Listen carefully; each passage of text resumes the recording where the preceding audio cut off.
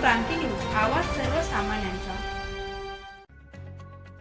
वरिष्ठांच्या आदेशान्वये सरकारवाडा पोलीस ठाणे हद्दीत ICICI फायनान्स कंपनी लिमिटेड शाखा जुना गंगापूर नाका नाशिक इथं gold loan service associated Kiran Jadhav हे ग्राहकांचे सोन्याचे दागिने कंपनीच्या सेफ्टी लॉकरमध्ये ठेवण्यासाठी गेले असता त्यांना हा लॉकर पूर्णपणे रिकामा असल्याचे दिसले।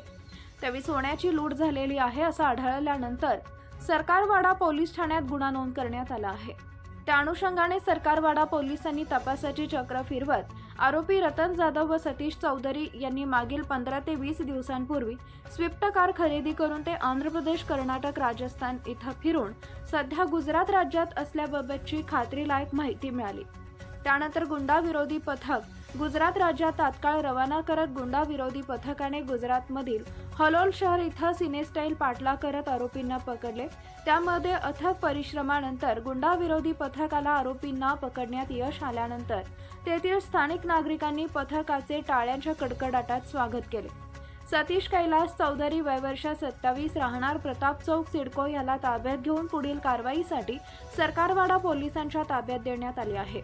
दरम्यान या कारवाईने नाशिक शहरातील गुंडा विरोधी पथकाचे गुजरात राज्यातील नागरिकांकडून तोंड भरून कौतुक करण्यात आले।